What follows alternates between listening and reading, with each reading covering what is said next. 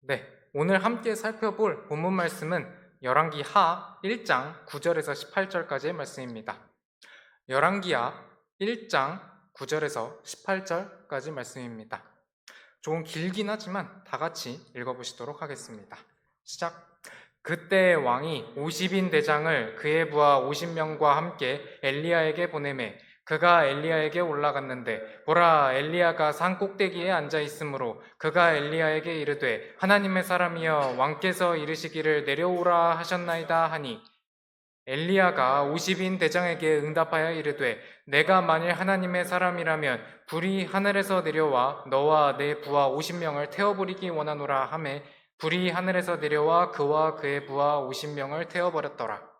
왕이 또한 다시 다른 50인 대장을 그의 부하 50명과 함께 엘리야에게 보내매 그가 엘리야에게 응답하여 이르되 오 하나님의 사람이여, 왕께서 이같이 이르시기를 속히 내려오라 하셨나이다 하니, 엘리야가 그들에게 응답하여 이르되 내가 만일 하나님의 사람이라면 불이 하늘에서 내려와 너와 내 부하 50명을 태워버리기 원하노라 하매 하나님의 불이 하늘에서 내려와 그와 그의 부하 50명을 태워버렸더라.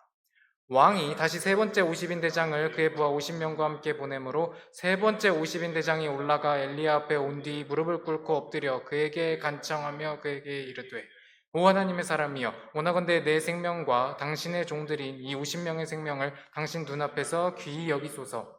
보소서, 불이 하늘에서 내려와 이전에 50인 대장 2명을 그들의 부하 50명과 함께 태웠으니 그러므로 이제 내 생명을 당신 눈앞에서 귀히 여기소서 하매, 주의 천사가 엘리야에게 이르되 그를 두려워하지 말고 그와 함께 내려가라 하므로 엘리야가 일어나서 그와 함께 왕에게 내려와 그에게 말하되 주께서 이같이 말씀하시느니라, 내가 에그론의 신 바알세불에게 물으려고 사자들을 보내었으니 그것은 이스라엘의 말씀을 여쭐 만한 신이 없기 때문이 아니냐. 그러므로 내가 올라간 그 침상에서 내려오지 못할 것이요 내가 반드시 죽으리라 하니라. 이렇게 그가 엘리야가 말한 주의 말씀대로 죽고 그에게 아들이 없었으므로 여호람이 그를 대신하여 유다왕 여호사밧의 아들 여호람의 제2년에 통치하니라. 이제 아하시아가 행한 그의 나머지 행적은 이스라엘 왕들의 연대기초에 기록되어 있지 아니하냐. 네, 지난 시간에 아합 다음으로 왕이 된 아하시아에 대한 내용을 일부 살펴봤습니다. 아하시아가 자기 아버지 아합과 자기 어머니 이세벨을 따라서 주 앞에서 악한 왕이었다는 점과, 또 아하시아가 주 하나님이 아닌 바알세불에게 자신이 병으로부터 나을지 물으려고 했다가 엘리야로부터 죽음의 심판의 예언을 듣게 되었던 사건에 대해서 살펴봤습니다. 오늘은 이렇게 자신이 보낸 사자들로부터 자신의 죽음에 대한 예언을 들은 아하시아가 어떤 행동을 취했는지, 그리고 결말이 어떻게 되었는지를 같이 살펴보도록 하겠습니다. 우선 아하시아는 자신에게 예언을 한 사람이 엘리야라는 사실을 엘리야의 외모에 대한 묘사를 통해서 알아챘습니다. 그리고 나서 엘리야를 잡아서 자신에게 데려오도록 군사들을 보냅니다. 하지만 오늘 본문 말씀에서 읽었듯이 엘리야는 군사들에게 잡혀서 왕 앞에 오게 된 것이 아니라 하나님의 말씀에 따라서 순종을 해서 왕 앞에 오게 됩니다. 우선 사건의 내용에 대해서 본문 말씀을 보면서 간략히 살펴보겠습니다. 열왕기하 1장 9절 제가 읽겠습니다. 그때 왕이 50인 대장을 그의 부하 50명과 함께 엘리야에게 보내매 그가 엘리야에게 올라갔는데 보라, 엘리야가 산꼭대기에 앉아 있으므로 그가 엘리야에게 이르되 하나님의 사람이여, 왕께서 이르시기를 내려오라 하셨나이다 하니, 이 당시 이방인들은 자신이 저주의 대언을 피하려면 그 대언을 한 사람이 직접 그 대언을 풀고 취소를 하거나 아니면 그 대언을 한 사람이 죽어야만 그 대언의 효력이 없어진다고 생각을 했다고 합니다. 그래서 주 하나님을 섬기지 않고 바알을 섬겼던 아합은 이방인들의 생각처럼 가뭄의 예언을 했던 엘리야가 그 가뭄의 저주를 풀 수 있다고 생각을 해서 그렇게나 찾아다녔습니다. 그런데 이번에는 그의 아들 아하시아가 엘리야를 적극적으로 찾아서 데려오도록 군사들을 시킨 것으로 보입니다.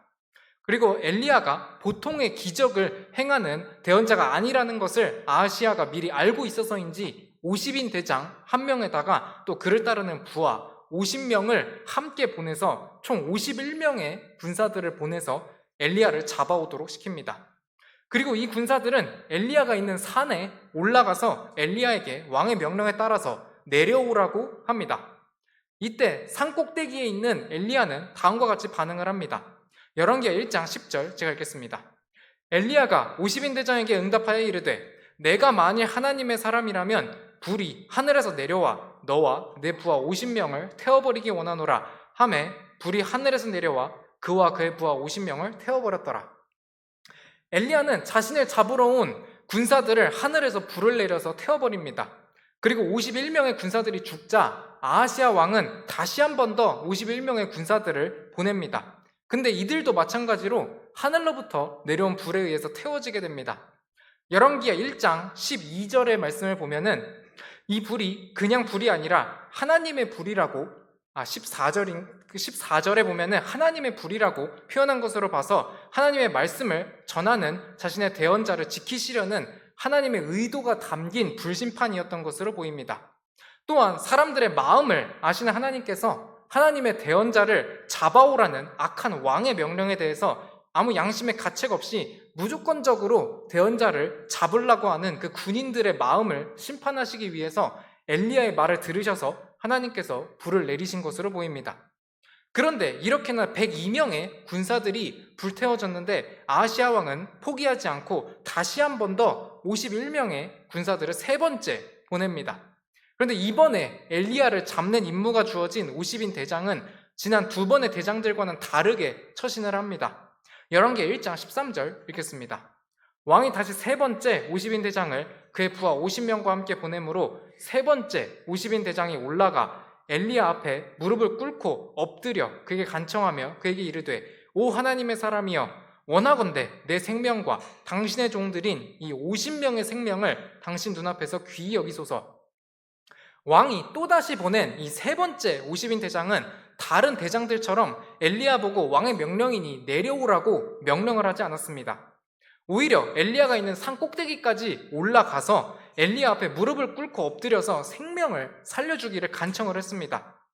지난 두 번에 걸쳐 102명의 군사들은 불에 태워졌으나 자신의 생명과 이 50명의 자기 부하들의 생명은 불쌍히 여겨주기를 간청을 한 것입니다.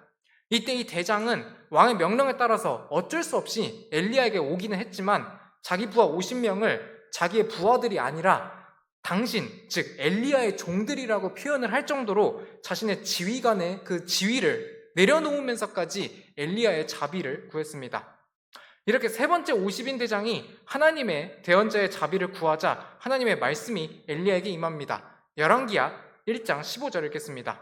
주의 천사가 엘리야에게 이르되 그를 두려워하지 말고 그와 함께 내려가라 하므로 엘리야가 일어나서 그와 함께 왕에게 내려와. 주의 천사가 엘리야에게 그 50인 대장과 함께 내려가라는 하나님의 말씀을 줍니다.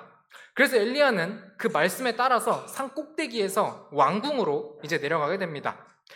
이것이 대단한 결정인 것이 엘리야는 지금 내려가게 되면은 갑자기 마음이 바뀐 군사들 중 어떤 한 명이 왕에게 충성심을 보이겠다고 엘리야를 죽일 수도 있었습니다.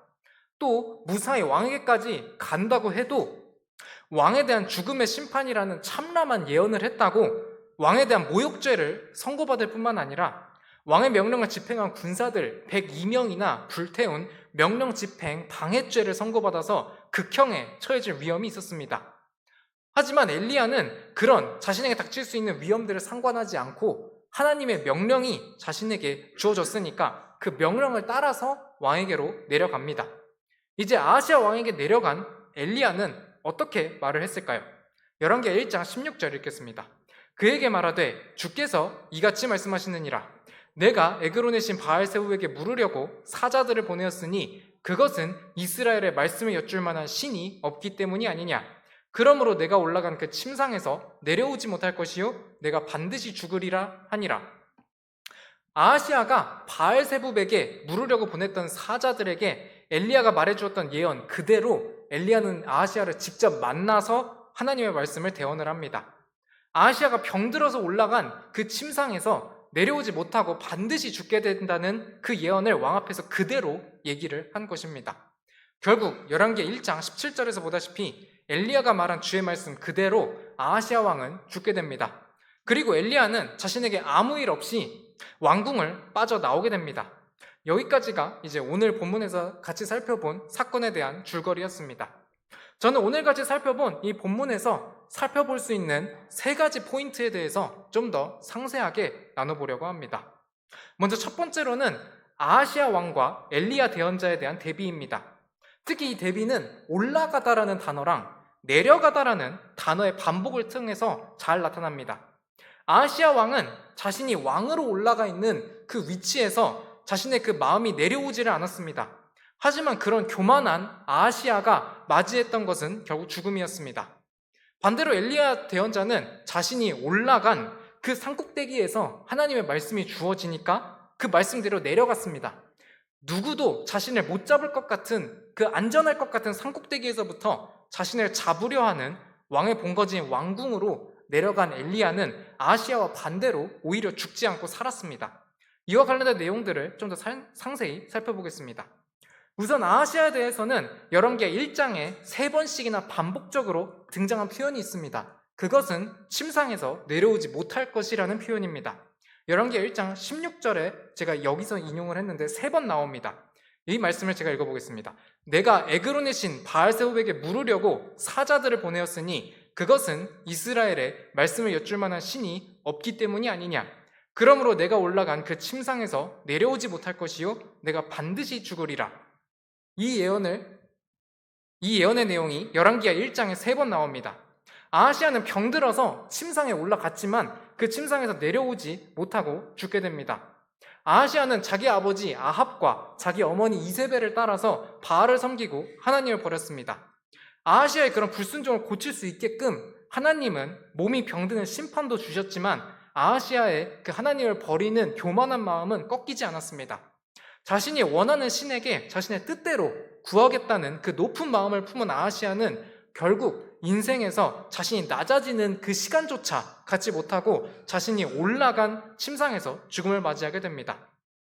엘리야와 관련해서도 올라가다와 내려가다라는 단어가 반복적으로 사용됩니다. 열왕기하 1장 9절을 보면 엘리야는 우선 산꼭대기로 올라갔습니다. 그리고 자신을 잡으려고 산에 올라온 군사들이 엘리야에게 왕의 명령이니 내려오라고 얘기를 합니다. 그런데 주의 천사로부터 하나님의 내려가라는 명령이 주어집니다. 열왕기하 1장 15절 읽겠습니다. 주의 천사가 엘리야에게 이르되 그를 두려워하지 말고 그와 함께 내려가라 하므로 엘리야가 일어나서 그와 함께 왕에게 내려와.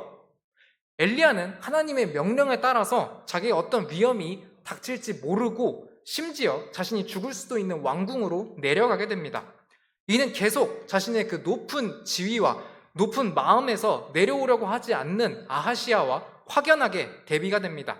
그리고 저는 이 대목에서 우리가 배울 수 있는 영적 교훈들 3가지를 나눠보려고 합니다. 우선 첫째로는 어느 위치에 있든 하나님께 순종하는 것이 중요하다는 것입니다. 이전에 이세벨의 위협을 받자 자기 생각대로 광야를 도망쳤던 시절에 엘리야가 있었습니다. 그런데 그 엘리야는 이제 변화되었습니다. 그래서 나봇의 포도원이 강탈된 그 사건 이후로 하나님의 말씀에 따라서 움직이는 신앙을 회복을 했습니다. 그리고 이번에도 엘리야는 자신이 하나님께로 완전히 돌이켰음을 한 번 더 보였습니다. 하나님의 말씀이 내려가라는 것이니까 그 말씀에 따라서 엘리야는 내려간 것입니다. 사무엘기상 2장 6절 7절 읽겠습니다. 주께서는 죽이기도 하시고 살리기도 하시며 무덤으로 끌어내리기도 하시고 끌어올리기도 하시는도다. 주께서는 가난하게도 하시고 부하게도 하시며 낮추기도 하시고 높이기도 하시는도다. 결국 우리에게 주어진 그 하나님의 뜻이 이해가 되든 이해가 되지 않든 우리가 어떤 위치에 있어도 하나님을 전적으로 믿고 따르는 것, 그것이 우리에게 필요하겠습니다. 여기 나오는 한나의 기도처럼 우리의 죽음과 삶, 그리고 낮아짐과 그 높아짐이 전부 다 주님께 속한 것이기 때문입니다. 두 번째는 죽음까지 순종할 때 하나님께서 건지시기도 하신다는 것입니다. 마태복음 16장 25절 읽겠습니다. 누구든지 자기 생명을 구원하려 하는 자는 그것을 잃을 것이요 누구든지 나로 인해 자기 생명을 잃으려 하는 자는 그것을 찾으리라. 그렇게 살고자 바둥거렸던 아하시아는 결국 일찍 죽게 되었습니다.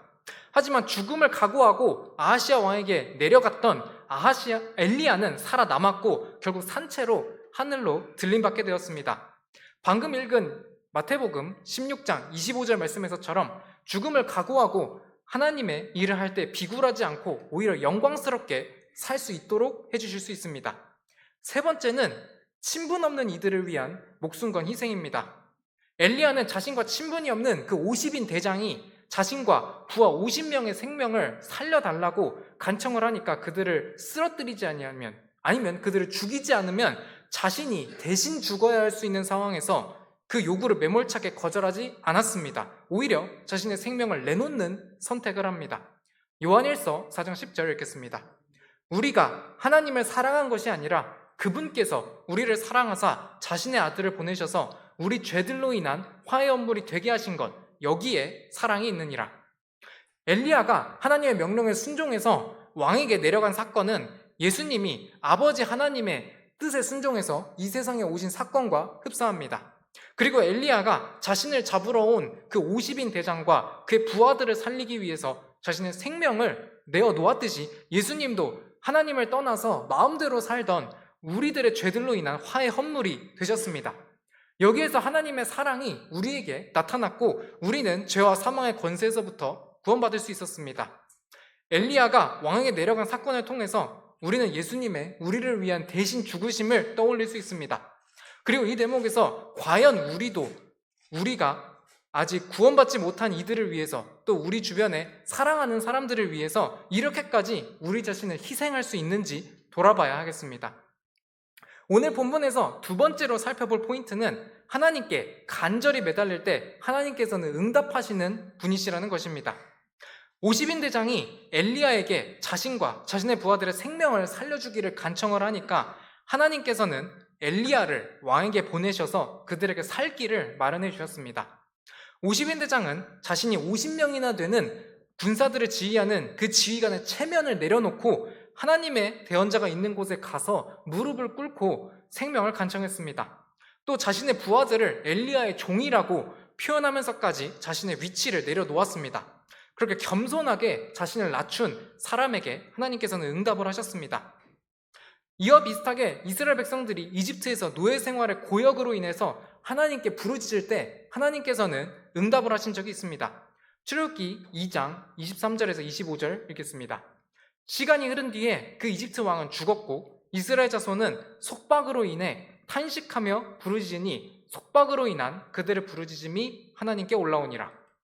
하나님께서 그들이 신음하는 것을 들으시고 하나님께서 아브라함과 이삭과 야곱과 맺은 자신의 언약을 기억하사 하나님께서 이스라엘 자손을 바라보시고 하나님께서 그들에게 관심을 기울이시니라. 하나님께서는 이렇게 자신을 향해 부르짖을 때 자신이 한 언약을 기억을 하시고 관심을 주시고 결국 모세를 이집트로 보내서 이스라엘을 속박해서 해방시켜 주셨습니다. 또한 예수님께서도 자신을 찾아 부르짖는 눈먼 바디메오를 외면하지 않으셨습니다. 눈먼 바디메오가 예수님을 만나기 전의 상태는 처참한 상황이었습니다. 마가복음 10장 46절을 보시면 바디메오는 눈먼 사람이었습니다. 거기다가 구걸하던 사람이었습니다. 또한 바디메오가 살던 곳은 구약에서 저주받는 도시라 여겨지던 여리고였습니다. 그렇게 불쌍하게 살던 바디메오였는데 그 여리고에 예수님께서 찾아오셨습니다. 예수님이 지나가신다는 소식을 듣자 바디메오는 소리를 지릅니다. 마가복음 10장 47절, 48절 읽겠습니다. 그분이 나사렛 예수님이시라는 것을 듣고 소리를 지르기 시작하며 이르되 다윗의 자손 예수님이여 내게 긍휼을 베푸소서 하니 많은 사람들이 그에게 명하여 그가 잠잠히 있게 하였으나 그가 더욱 크게 소리질러 이르되 다윗의 자손이여 내게 긍휼을 베푸소서 하므로 바디메오는 예수님께 긍휼을 구하고자 소리를 질렀습니다. 그리고 많은 사람들이 조용히 하라고 하자 오히려 더욱 크게 소리를 지르며 예수님께 긍휼을 구했습니다. 그러자 예수님께서 반응을 하셨습니다. 마가복음 10장 49절 50절 읽겠습니다. 예수님께서 멈추어 서서 그를 부르라고 명령하시니 그들이 그 눈먼 사람을 부르며 그에게 이르되 안심하고 일어나라 그분께서 너를 부르신다 하므로 그가 자기 옷을 내던지고 일어나 예수님께 오매 예수님은 바디메오의 이 간절한 외침을 들으시고 가던 길을 멈추어 서셨습니다. 그리고 그를 부르셨습니다. 그러자 바디메오는 정말 긍휼을 바라는 마음이 어찌나 간절했든지 자기 옷도 내던지고 예수님께 나왔습니다. 그리고 예수님께서 내가 내게 무엇을 해주기 원하느냐 라고 물으시자 바디메오는 시력을 받게 해주시기를 구합니다. 결국 이렇게 간절하게 예수님을 찾은 바디메오는 시력을 받게 됩니다. 그리고 결국 치유를 받고 빛을 볼 수 있게 됩니다. 마가복음 10장 52절 읽겠습니다. 예수님께서 그에게 이르시되 내 길로 가라 내 믿음이 너를 온전하게 하였느니라 하시니 즉시 그가 시력을 받고 길에서 예수님을 따르니라. 결국 다른 사람들이 아무리 조용히 하라고 억압을 해도 예수님을 향해 소리치면서 긍휼을 구했던 눈먼 바디메오는 예수님을 만났고 자신의 문제에서 고침을 받게 되었습니다. 하나님은 자신을 찾는 사람들을 찾고 계십니다. 50인 대장이 엘리야에게 생명을 구했던 그 간절함, 바디메오가 예수님께 눈뜨기 구했던 그 간절함은 지금의 우리에게도 정말 필요하리라고 생각을 합니다. 어쩌면 우리는 현재 비교적 안전하고 또 부유한 나라에서 살고 있어서 이렇게 간절하게 우리 주님을 찾는 자세를 잃어가고 있을지도 모르겠습니다. 아니면 다니엘의 세 친구들이 했던 그리 아니하실지라도 따르겠다는 그 정신이 너무 강해서 하나님께 어떤 일에 대한 기대 자체를 안 하고 있을지도 모르겠습니다. 하지만 하나님이 자신을 찾는 사람들을 찾고 계신다는 것은 우리에게도 유효합니다.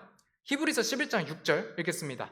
그러나 믿음이 없이는 하나님을 기쁘게 할 수 없나니 그분께 가는 자는 반드시 그분께서 계시다는 것과 또 그분께서 부지런히 자신을 찾는 자들에게 보상해 주는 분이시라는 것을 믿어야 하느니라.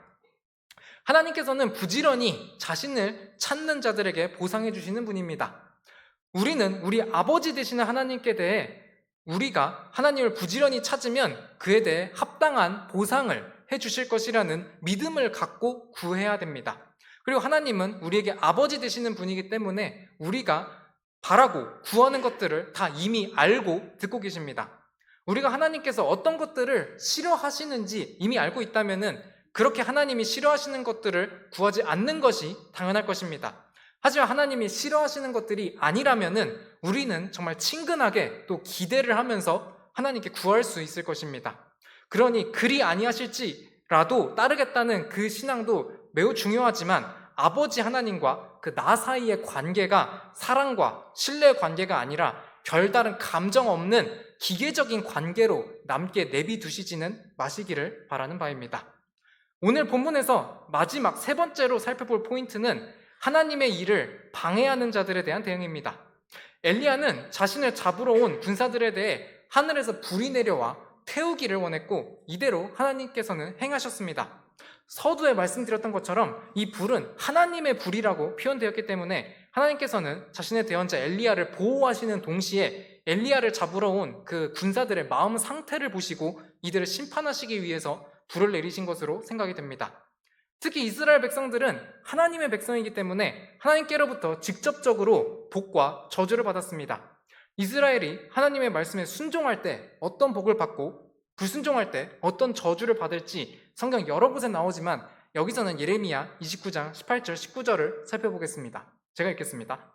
또 내가 칼과 기근과 역병으로 그들을 핍박하고 그들을 넘겨주어 땅의 모든 왕국들로 옮겨가게 하며 또 내가 그들을 쫓아내어 함께 살게 한 모든 민족들 가운데서 그들이 저주와 놀랄 일과 비웃음거리와 모욕거리가 되게 하리라.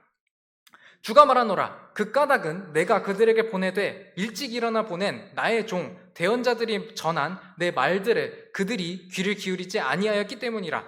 너희가 들으려 하지 아니하였느니라. 주가 말하노라. 하나님께서는 이스라엘 백성들이 자신의 대언자들의 말에 귀를 기울이지 않으면은 칼과 기근과 역병 같은 것으로 심판을 하겠다고 하셨습니다. 이스라엘 백성들이 하나님의 대언자들을 핍박하고 그들의 말을 안 들었을 때 기적적으로 심판을 받는 것은 그들이 하나님의 백성이기 때문에 하나님께서 직접적으로 개입을 하셔서 심판하셨기 때문일 것입니다. 그리고 이와 반대 사례도 마찬가지로 이스라엘 백성들이 하나님께 순종하고 하나님을 구했을 때 그들이 하나님의 백성이기 때문에 하나님께서 기적으로 그들을 구해주시면서 또 직접적으로 개입을 하셨습니다. 하지만 이런 사례가 우리 현대의 이방인으로서 구원받은 그리스도인들에게 직접적으로 적용되지는 않습니다. 이미 예수님께서 이 땅에서 사역하실 때 엘리야의 행동과는 반대되는 말씀을 하셨습니다. 누가복음 9장 52절, 53절을 보시면 예수님께서 사마리아 사람들의 마을로 들어가신 적이 있습니다. 사마리아 사람들과 유대인들은 서로 앙수이었기 때문에 서로 상종을 하지 않으려고 했습니다. 그런데 예수님이 예루살렘, 즉 유대로 가시려고 하는 것처럼 보이니까 사마리아 사람들은 예수님을 받아들이지 않게 됩니다. 이때 예수님의 제자 중 야고보와 요한은 예수님께 대한 충성심을 입증하려는 듯이 과하게 반응을 하면서 엘리야처럼 사마리아 사람들을 태워버리려고 합니다. 누가복음 9장 54절 읽겠습니다.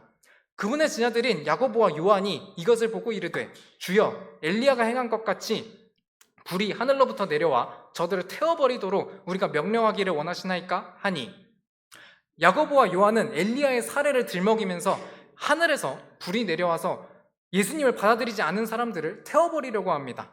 하지만 이때 예수님의 대답과 행동은 이들이 원했던 것과는 반대였습니다.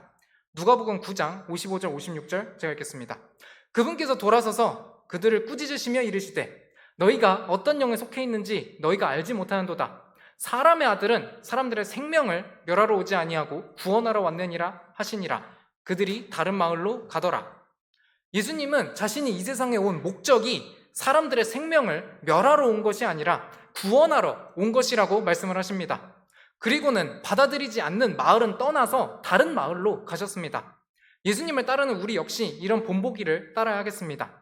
예수님을 거절하는 사람들이 있다고 해서 우리 역시 그들에게 감정적으로 대응을 과격하게 한다면 우리는 세상에서 예수님을 전하는 간증을 잃을 것이기 때문입니다.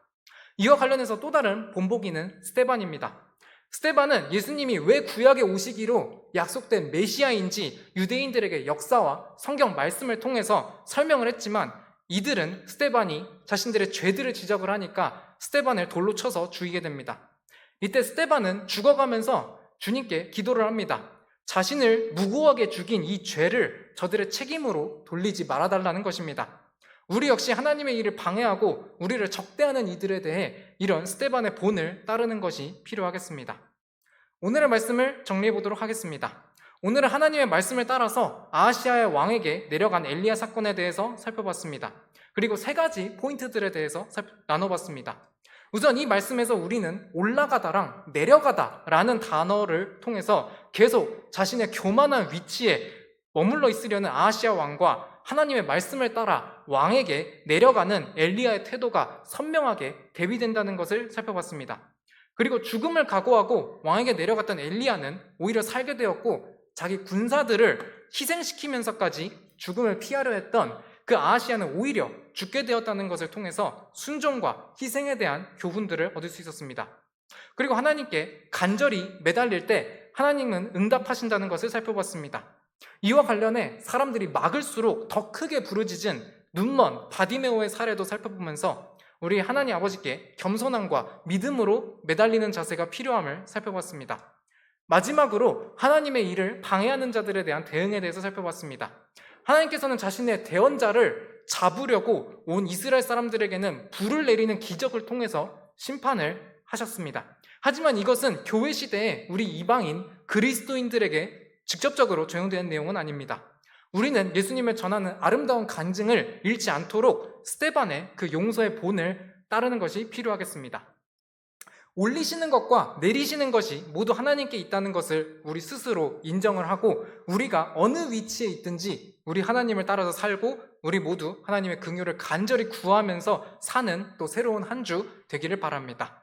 이상으로 금요일 오전 성경 공부 마치도록 하겠습니다. 또 각자 기도하시고 오전 예배 시간 준비하시도록 하겠습니다. 감사합니다.